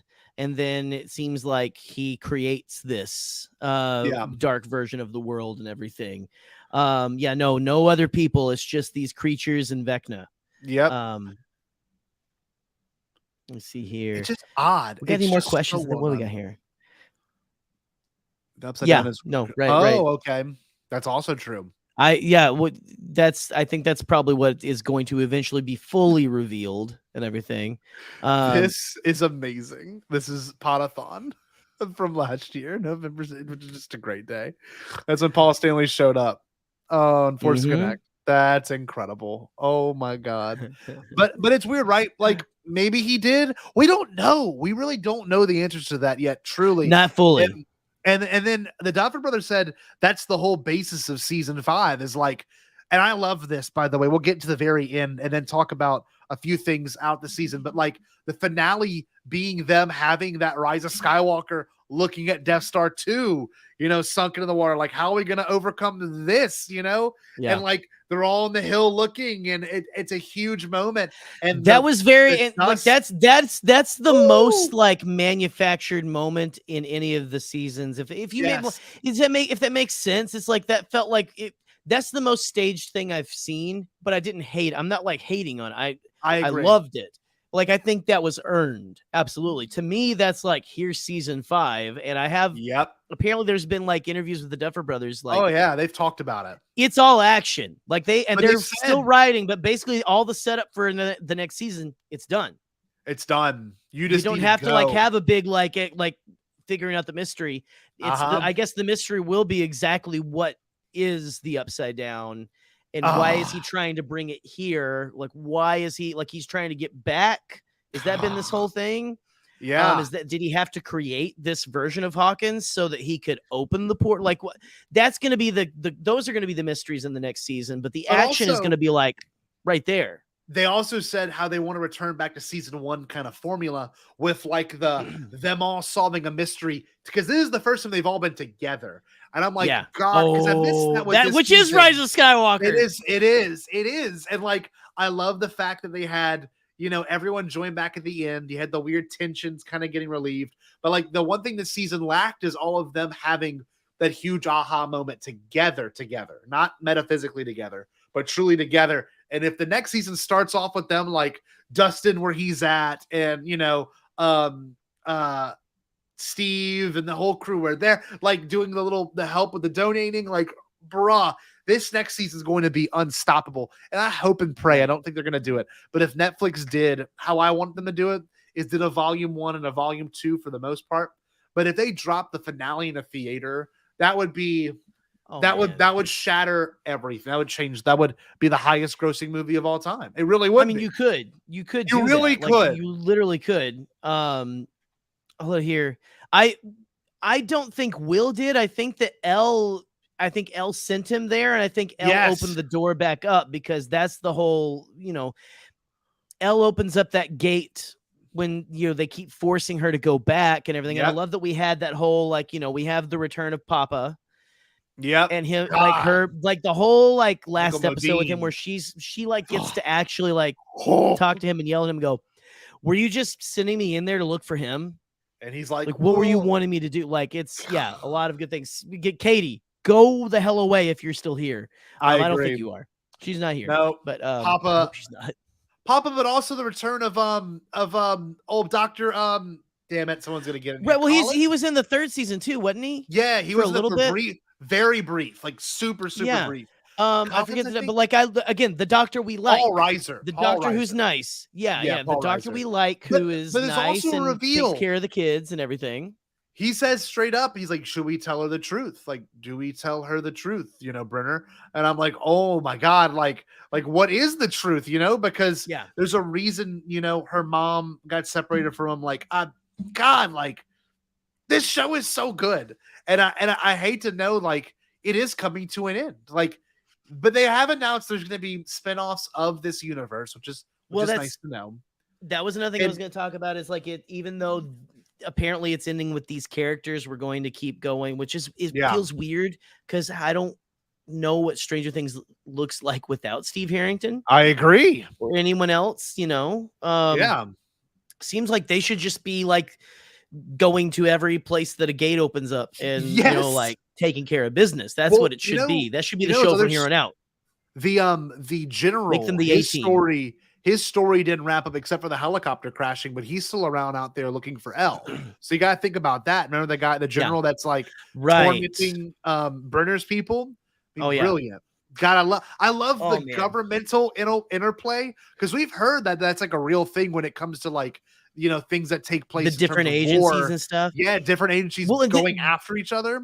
God. What I love about this show is that it takes a lot of that conspiracy type stuff, not the type of conspiracy that make people, storm capitals, but the type of conspiracy, about government cover-ups of aliens and different paranormal things like that, and Men in Black and things. You guys know I'm big into that kind of stuff. This really kind of plays into that because these people are almost the Men in Black if they were a government agency. You know what I mean? That's what everyone who helps Brenner out and all of them, they feel that's how shadowy they feel. Oh yeah. Well, this season 2 had a lot more of that. And they were almost the good guys this season, which is weird. Yes, which is so weird. Had a lot of that espionage kind of feel where we have to sneak you around here. We're at a gate underground, James Bond kind of moments. And dude, the parallel to A New Hope, when the literal army are coming in and then the rebels, the ones that are going against, that are helping Elle, kind of like Princess Leia, are the ones that are shooting and they're having a hallway, shoot down. Right. Right. And then the general walks in kind of like Vader. I'm like, this is nuts. Straight up parallel. Eric Kahneman. That's where I was. That's literally where I was when it happened. This is so A New Hope. This is just it's the stormtroopers walking in on the rebels. Yes. I like this. So good. Gerry is huge into black men. Sorry, I meant men in black. So welcome, Steve. Welcome back. Good to see you, my friend. By the way, I love this because Eric is not a stoner by any means. He's the furthest thing from it. And he doesn't drink or smoke or do anything like that. But just the hair and even the kind of chill vibe, very Eric Kahneman. Argyle is the best. Argyle is Eric Kahneman. Yeah. Oh, 100%. I actually called the number on the pizza van. I don't know if you've done that yet. Have you? I haven't done that yet. I've heard that's fun. Let me see if I can find it real quick. You said you haven't done it? Oh, I have. I've done it. Let me see if I can find it. I called it. And, can we play that on the air? Yeah, we can. I don't think it'd be a problem. Hold on. Actually, I'll look it up real quick.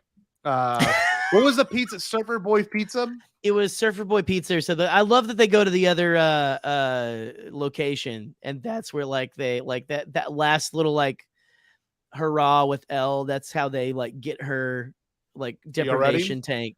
Yeah. Oh, that part was amazing. It's 80545 pizza. So that's 74992. Here we go. Nick tried calling it, said it was busy every time. Surfer Boy Pizza. This is Argyle speaking. We make everything fresh here at Surfer Boy except for our pineapple, which comes from a can. But I still highly recommend slapping some juicy pineapple on your pie. Oh, fruit on your pizza's gnarly, you say. Well, I say try before you deny. Hello? I think if you call it every time, That's it's a different voicemail. Try before you deny. Dude, and it's in St. Louis. It's in San Luis, Obispo, California. That's hilarious. So let me say, pineapple on pizza, yay or nay, Scotty? Hold on. We make everything fresh here at Surfer Boy except for our pineapple, which comes from a can. But I still I think there was 2 different ones. Some juicy pineapple on your pie. Let's see. Fruit on your pizza's gnarly, you say. Well, I say try before you deny. Hello? Hold on. I swear there was 2 of them, but I listened to a longer one yesterday or the other day. But man, I love it. So pineapple on pizza. Pineapple on pizza, yay or nay? Never done it. Really? Really? I will say I can do it. I'm not against it. It's not my favorite, but it's good. I'm gonna get it. You can unsubscribe. It's fine. Whatever. But just again, try before you deny. Bruh. I'm gonna break William's heart. I had planned to do a pizza stream this week. That the most previous last Wednesday, yesterday. Couldn't pull it off. Took Katie out on a date. But next week I'll be out of town. Obviously, Jerry and I might be taking a Bombadcast break just next week. We might be doing Bombad summer vacation. We'll probably have some Patreon content coming for our patrons. So if you're not a part of the Patreon, go ahead and go join that. And Scotty might be broadcasting from the beach. Maybe I'll have something going on. I'm gonna be getting ready for my big return of Hyperfocus with him. But not this Saturday, but next Saturday. But the reason I bring it up, I want to do a pizza stream. I want to do a pizza stream whenever I'm back from we have an interview with Adam Christopher that we're gonna pre-record. But I want to do our pizza stream that evening. We should do you try pineapple on pizza or something. Oh, I'm down. I'd love it. And I'll get a pineapple pizza as well, and just just to say I did. You just sit here and vibe, man. So the last thing, try before you deny, bro. I wanna I guess finalize with this whole discussion, which I've had a great time talking to you, Jerry. Is the Duffer Brothers need to make a Star Wars? I don't care what you say, but this show is the most successful show in the world for this reason. It's got teenagers watching it. It's got people our age. I thought you were going to start listing things in the show. It's got teenagers. It's got pizza. I love William. Don't get me wrong. And I love my students that are in that teenage bracket, but they don't watch The Mandalorian. They don't want, not all of them do, but this show seems to literally, at least to me personally, seems to truly captivate everyone that watches it. And if you don't really get captivated by it, kind of surprises me. And I mean that because it's such a damn good show, but they need a Star Wars, y'all. Imagine if they can write amazing monologues for Star Wars, like the one Will has with 11. Oh my God. Listen, and it's almost going to be like we get, it's not the Duffer Brothers doing Skeleton Crew. No, and they don't have to just work with children. I think everyone's kind of relegating them to that. I think they just do awesome with a group of characters. Yep. Give them a movie or a show or whatever. But give them a Star Wars movie and give them let's have a brand new cast of characters we've never met before. And I guarantee you'll absolutely fall in love with all those characters. I agree. Absolutely. Yeah. Well, that's what Spielberg did with E.T. so well. That's kind of part of it. Stranger Things is like a love letter to found family. And what is Star Wars except for found family? It literally is. It literally is like a love letter to found family. The whole entire show. If that's something you enjoy about Star Wars, try Stranger Things, please. Exactly. Again, like you said, it does. It surprises me when someone is no, I don't want to, I don't like it. Well, it even does the father thing. It is fine. It does the, who's a better, do you love your biological father or your found father? Think about Rey with Palpatine and, grandfather and the people that she looked up to, like the Skywalkers. It does a lot of that show. The last thing I want to talk about, obviously, we do love the Duffer Brothers. I want to send this in the chat. Chat, you can answer. And this is something that Nick asked us. What is the song that will save us from Vecna. So chat, you give us your answers. We'll give you Give ours. us your answers. Jerry, have you thought about your song? What will be the song that saves you from that hell that is the Upside Down in Vecna? It's honestly like my favorite song changes just about every week. It's like I've got like a ton of songs that I love. It depends on the mood that I'm in. And so it's probably going to be something maybe pop punk and everything like that, what have you like returned maybe to? something very emo. What was that, buddy? I'm sorry. Well, what's something you return to? Like you said, pop punk you grew up with. Right. Is that something you return to that would save you? If I have to pick something that I feel like is going to absolutely like it's going to bring me back no matter what. Yeah. I think I'm going to have to go. Man, this is tough. I think I'm going to have to go with is it oh man, this is tough. I'm going to go with Brain Stew. Brain by Green Day. Stew. Hell yeah, Jerry. Or I'm Not Okay, I Promise. But that's a great, yes. I love it. That's a good one. So good. That's a good one. So good. It's classic. God. But maybe like again, like from 3 Cheers for Sweet Revenge or whatever it is, the very emo My Chemical Romance. Oh, dude. The I'm Not Okay, I Promise. That song effing rocks every time. Like I will blast that song. And I mean, I've got newer songs. Like I found a band called Nicholas Rage. Yeah. That has one of my favorite songs of all time right now. But again, to save me from Vecna, it's probably going to have to be something like one of those. God, that's a good song. That's a good song. I know mine. Thank you. I know mine What's instantly. up? What do you got? I'll tell you a story. I would listen to this song before because as a teacher, you got to take certification tests to make sure you have your certification to teach. And they were expensive tests. You could only take them like 4 times in a year. Like a lot of it weighed on if you could get your career. And even worse, as a student in education, to be a teacher, you had to get it to pass to your next grade or your next, academic study. So like my junior year at college, I had to take all 4 of my practices. I had to take middle school science, middle school history, middle school pedagogical learning, and then the overall praxis because I didn't do well on my ACT. So I took all 4 of them, $150 each. Before each one of them, I played the same song. And it was kind of like my Vecna moment because growing up, I always thought that like I was the not so smart person in class. And I have proof that I really wasn't. I always made like C's and D's at school. But the fact that I could go ahead and be a good enough teacher to be able to teach it instead of, having to learn it. And I do know a lot about science, don't get me wrong, but like a lot of things change when you're in college for anyone that has not been or is going to go or is still young. But like college, your brain kind of either clicks or doesn't click. So the reason I'm bringing all that up is because my song was Cherub Rock by the Smashing Pumpkins. And I don't know if you've heard that song. That is the one that goes. Give us a little.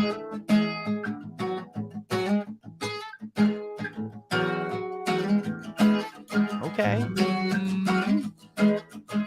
Freak out, give in. Doesn't matter what you want. Be down. That is my Vecna song. Always has been. I mean, literally changed my life. Like I wouldn't be the teacher I am today without having that song. And I only took all those tests once. That was it. Right. That was it. It saved me. That's great, man. I like in any Smashing Pumpkins is a good choice. It's the power in the was it in the emotional or favorite song? We've got Brian saying, I believe it's the positive emotion the song elicits. Yes. And like it's not so what much lights up your brain and gets your mind off of things. Exactly. I think that's the one for me. Because I remember, and also Lauren, yes, there's another great one. Lauren said, everybody wants to roll the world like Tears for Fears. God, that's a great song. I know that one on guitar too. Like, even another great one. Everlong by Foo Fighters. Everlong. God, I love that song. I think it's got to be a driving song. I think it's got to kind of wake something up in you. You know what I mean? Williams is Man in the Mirror. That's right. Well, William, you'll have your Vecna song in a moment. That's amazing. Into the Mystic by Van Morrison's a good one. Nick, I love that song. Man, it's funny, like what? Sing to auditions. Having kid, yeah, that makes sense. But dude, it's so happens. funny. You watch a show like this and like a song like Kate Bush's Running Up the Hill becomes meaningful. Meaningful to you it now. feels It's just so wild. well, like in I mean, even it's very relevant to the show. It also just feels relevant to the times now, frankly. Yes. The way things are kind of like, like we're pushing like all these, benefits to like raise money for trans kids, their families, and in the 80s it was for AIDS. Abortion rights and stuff like that, like access to healthy care and stuff. You're like running up that hill. Running up that hill, keep running up that hill. I mean, for real. If it's, and I mean, maybe our overseas listeners, I don't know if it feels like that over there. Over here in the old US of A, it feels like we're running up a hill right now, and not very fast. It feels like we're falling back. We're backsliding. Yeah, we're wearing like our jackets running up a hill, going like, oh man, we're sweating. It's insane. It's bad. Anyway. Oh, dude, it's a song that I didn't expect. And someone put a meme out there too. I saw it on Facebook. It's like, are we in the 80s? Because Running Up the Hill was number one. The number one movie in theaters is Top Gun, and they said something else at the very end. I'm like another one. Every year for the last decade has been like, what year is it? Kind of a thing, like but for real though, like this year especially, man. It's wild. It's so wild. So I just want to say I love that we get to talk about that, because I don't know, to me personally, and Adam Fraser just texted me, said, fuck yeah, Cherub Rock. I love that song. Some Billy Joel. All right. Billy Joel's great too. In the Middle of the Night. Is that what you're referring to? Or am I thinking of something else? End is Nigh? Say what's going on here. Oh, End of the Night was my song for a while. What's that song? I don't know that song. End of the Night. Look it up. No. He meant End is Nigh. Oh, End is Nigh. Okay. I don't know that song either. Do you know that song? No, is that a hymn? I'm just playing. Is that in the hymnal? Oh. Open up your blue books to White Winter 37. Hymnal is a great one too. Just say like if you're, I don't know if anybody's a Fleet Foxes fan around here. Oh, Fleet Foxes is a great band. Wow, I didn't know you liked Fleet Foxes. I must follow in the. Oh, dude, yeah, I'm a big Fleet Fox head. Because Father John Misty played drums for Fleet Foxes. I must follow in the. I must follow. Hell yeah, man! I love Fleet Foxes. I love you. This is Blast. I'm trying to think of anything else we need to go over. That's pretty much it. Thank you for that question, Nick. That's a great question. That being said, I love this season. I can't wait. You'll see a season 5 recap. Fantastic. For sure. Maybe even a hype up to it when it gets there. Well, we might even like have to go back through and like talk about like hey, maybe future Patreon content. Maybe we every month or so, or every week, every other week, we go through each episode of every season. The thing with our Patreon is maybe not building up to it. Tell us what you want. Yeah. Do you want us to talk about? Do you want us to deep dive every episode of Stranger Things? Yeah. Tell us. We'll do it. We'd be willing to do it. A lot of people in here are patrons. So you tell us what you want. We'll deliver. Because part of this is like, yes, you want to support us, but we want to support you and give you what you want as a patron, My Iconos is a fantastic song. Yes. That being said, I love all of you. Thank you for coming. Let me think of anything we want to plug. Let's get the little brand stuff pulled back up. Obviously, get that brand up. Bombadcast every Thursday. The return of Hyperfocus. Jerry, tell us about that. That's coming up soon. Isn't it? Next Saturday at 8 p.m. Eastern. I'm going to have M from Pink Milk. We're going to be. I'm not gonna tell you what we're really talking about yet. I just want to hold on to that still a little bit. Okay. Because that's part of Hyperfocus is when you get there asking what have you been hyper-focused on recently? And then boom. The draw is the person I'm talking to. The draw Are you excited about the discussion?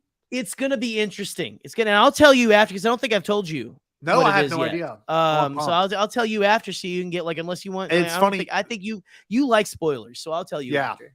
But also thanks to William, he's the one that kind of drove home how much he wanted Hyperfocus back. William was the one that's like, bring it back, bring it back. Coming So back, baby. Saturdays, Coming back. Saturdays at 7 p.m.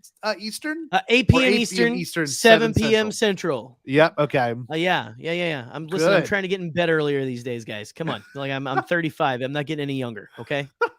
These bags can't be checked. No. Ayo, I'll be here all week.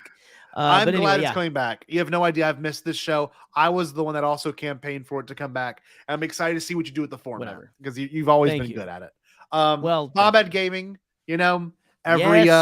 every Wednesday. I will not be playing this Wednesday, but the Wednesday I get back from my trip, I will be. I'm going on a family vacation where there may be a surprise or two that happens there. Not just a stream, but possibly. Yeah, like I said, we may see on the main channel. We're going on summer vacation. Right. Yep. Like you pull me back. That's all I was going to say. So what might you have in store, Scotty?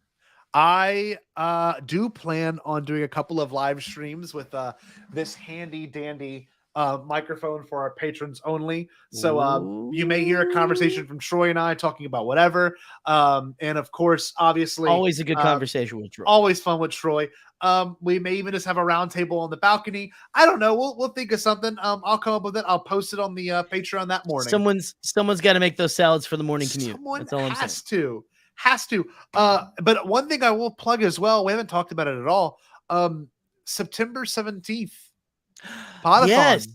Podathon. Returns. Oh my God. Podathon's coming back. We've reached out to our guest Monday. We're announcing who are not our guest, but we've reached out to other podcasts that are going to host Podathon with us. We've got a couple of confirmations, couple still up in the air. But it looks like most of the day's been booked. So that'll be dropping on Monday. Can't wait. We need to try to raise twice the money. How much did we raise last year for Make-A-Wish? $8,300. We're going to try to raise 10. We're doing 10,000. You guys got to help us. You guys help us spread the goal. word. You got to we got to I mean, you're giving us your Patreon money. Like, I don't want to say take that away, but maybe you can just. Well, Bombadcast will be donating some money as well. Right. Absolutely. But tell your friends, tell your family. Yeah. I know it's just Star Wars stuff. Not all your family and friends might like Star Wars, but we're raising money for Make-A-Wish. Everyone wants. I mean, that's a cause that I think. You have to be pretty. You have to be like Vecna/Henry/1 to not support Make-A-Wish Foundation from any sort of physical, mental, any disability. No, you have to be someone who is willing to break every bone in the body of a child and blow up their eyeballs with your mind to not want to help Make-A-Wish. Not want to help kids. I agree. Are you a child murderer? No, then come here and give us money. Exactly. And this is another one of the hosts, so it'll be no child murder is allowed, by the way. No, don't let them come in. No, it'll be me. It'll be me, Pete, and Nick hosting this year. You know what? Brian said Bombadcast after party this year.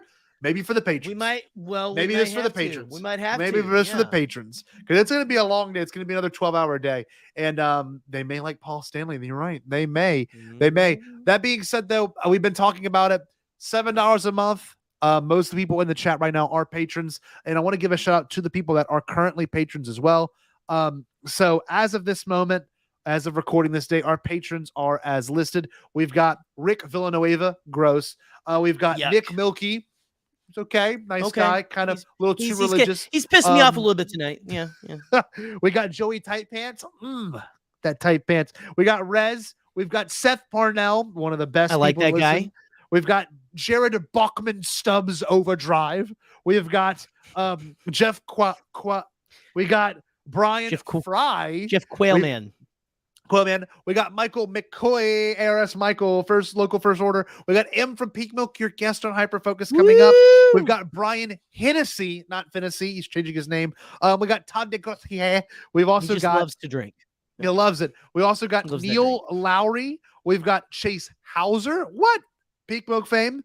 We've also got Wesley Roolridge, who is our celebration buddy.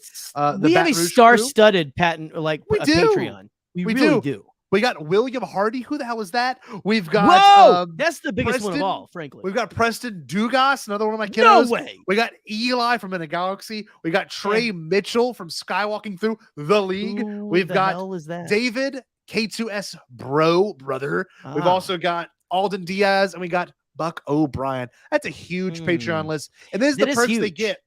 We got exclusive call-in shows, Patreon group chat on Discord. We got the shout out at the beginning and end of every stream. We got a bi-monthly care package with the handwritten letter. The first thing, I didn't say this, not many people know this. I put it on Twitter, but our first care package is actually going to be a keychain, a Stay Bombad keychain. It is freaking dope looking. I'll see if I get a picture pull of it. I am so pumped up to be able to show this to y'all. Hold on, we got a Bombadcast page real quick. But it is only exclusive to our patrons. That's it. Only people that can get them. So we're not selling those anywhere else. And honestly, we're not selling it. You're giving us money, so we're giving you this. Let me show it. I'm going to share on the screen for those that do not know. But even if you're one of my students, I'm going to bring you to school in August and say, here you go, kiddo. Here is your very own here you go. Stay Bombad pin. Look at that. Isn't that awesome? It's going to be like an acrylic pin pretty much. And you're able to actually use it and put on your keychain for your keys or whatever you want to carry, put in your book sack, your wallet, whatever. So very pumped. That's a Patreon. Depending on if you own keys or not. You know, it really but I mean, look, listen, you don't have to listen. I had tons of keychains when I was a kid. Me too. It's fine. It's fine. You can own a keychain. There's no law that says you can't own a keychain if you don't have keys. Just say. Just so exactly. You know. Exactly, Jerry. Beautiful point. That's the first giveaway. I'm very pro keychain for everyone. We actually ordered some more Bombad exclusive giveaways that are gonna be coming with those care packages. We might have the rest of the year already, ready to roll. Scotty, this man right here is vigilant. Here we go. This is the next one that's gonna come out. Get a taste in October. Here we go. A one and only club button. Look at that. And that's you guys. That's for y'all. Only patrons get that. I like the ring light. Oh, the ring light's beautiful. And obviously with Patreon, all these things listed, and I actually have my own segment. I'm probably going to end up doing this segment when I get back from the beach as well. The greatest teacher, Joseph Campbell. I'm very happy to say I'll have a framed photo of him up on my wall in the near future for me to be able to look at and go, you inspire me, Joseph Campbell. I'm following my bliss. And then, of course, Jerry's own little show. Tell us about this, Jerry. Well, again, Canon Junkie Corner. Right now, I'm reading through like a chapter every stream of a Skywalker, A Family at War by Kristen Baver. It's just, listen, it's real chill. If you need something like kind of lo-fi and everything, kind of relaxing, I don't want to toot my own horn, but I have a pretty good, just like ASMR voice. Just saying, he does. I was very calm, very smooth. That's right. Yeah, go check that out. Again, just me reading to lo-fi music. God, basically. I love that. That's a vibe. And getting really hyped about Whoopie Whoopie. Was the only form of currency accepted by the Hutt clans. Fun fact at that time on Tatooine. I didn't know that. Also, and again, that's according to this book. I'm glad to say that Nightbot is back. And before you leave, make sure you high five Paul. Give him a second. High five. I'm gonna do it. Jerry, let's both high five Paul real quick. Ready? Let's go. Here we go. Boom. Got you, Paul. Boom. Got you, buddy. Be scared. Always watching. He's also always watching. Be scared. Always watching. This is a look you do not want from anyone. That being said, let's play our. That was Patreon Katie tuning clip. into the stream tonight. That is right. That was Katie tuning into the stream, going, "We're gonna do spoilers. We're doing spoilers anyway. We're doing spoilers, babe. This is gonna be our little commercial for Patreon. Hope you enjoy it. Imagine belonging to the world's greatest Patreon. The Bombadcast presents the one and only club, a Patreon experience. Ran by the most Bombad hosts of all time.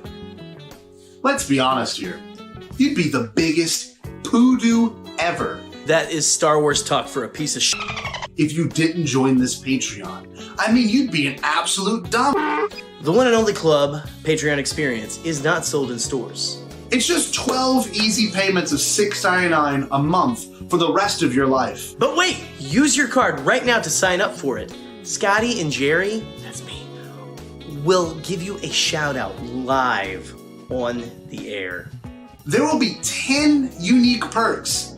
10 unique perks for you if you join this Patreon. And it's hosted by two of the greatest people that ever existed. Scotty J-Ro and me, Gerry Cable. Can't beat that. Broadcast to dozens of people. How many of you have been dared to jump a ditch with no shoes on? Why would you ask that? Well, if you did it and you're still here, please join the Bombadcast Patreon. Come on. What's he gonna spend it on? Food? Being a part of the Bombadcast Patreon is not a bad idea at all. Simply because, well, you don't really have that many good ideas. You're kind of an idiot. You're watching this. That's absolutely right. Live on air, satisfaction guaranteed. I hope you enjoy it. It's so dense. Every single image has so many things going on. Remember, when joining this Patreon, make sure you stay Bombad. Stay Bombad. Stay Bombad.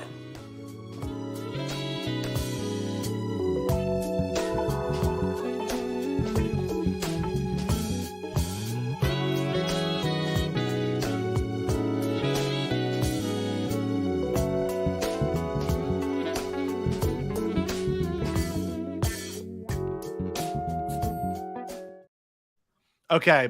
This is the most sensual Patreon commercial, like, the of all only time. person to bring this up, and I'm not doing a bit.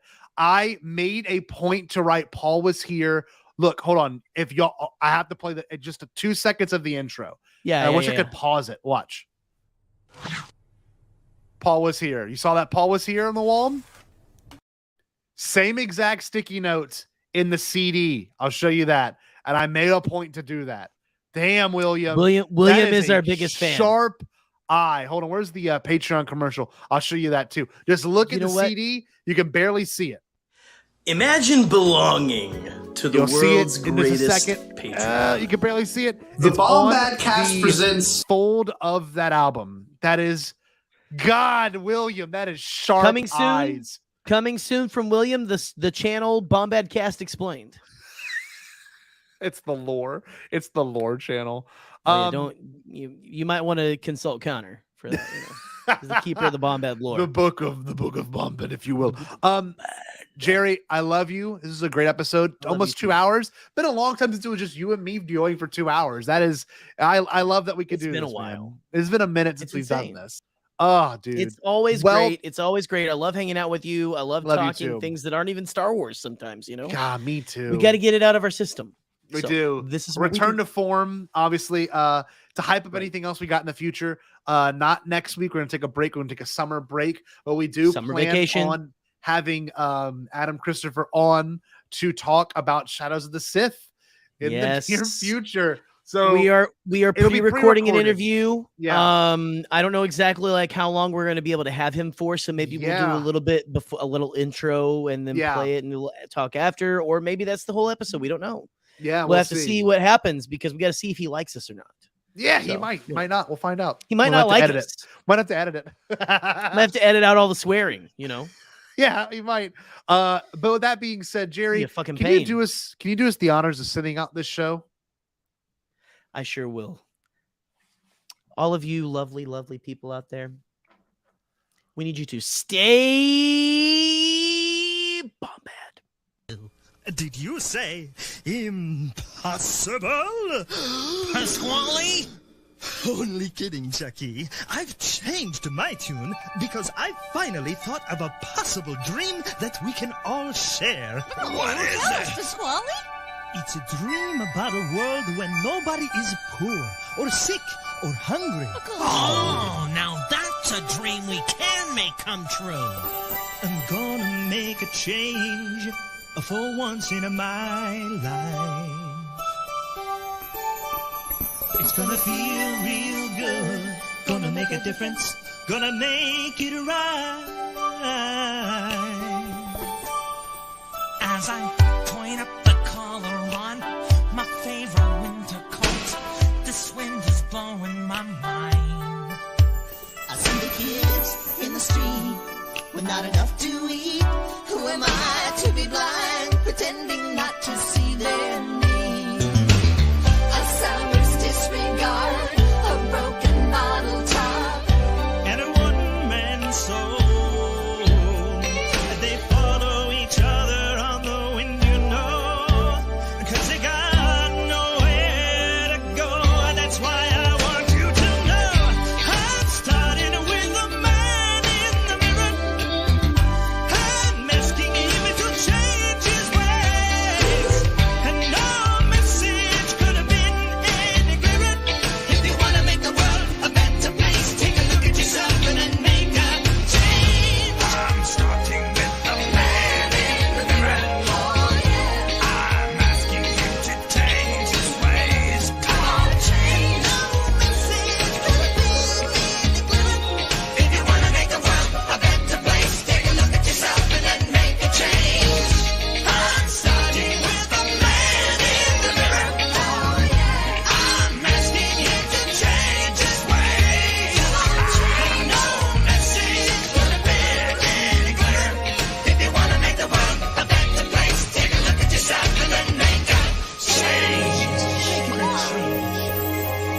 time for us to take a break, but we wouldn't dream of being gone for long. See you in a little bit.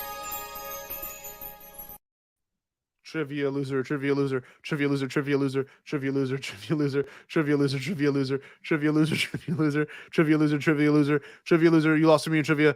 Jared, you suck. You stink. Say Bombad. Bye bye.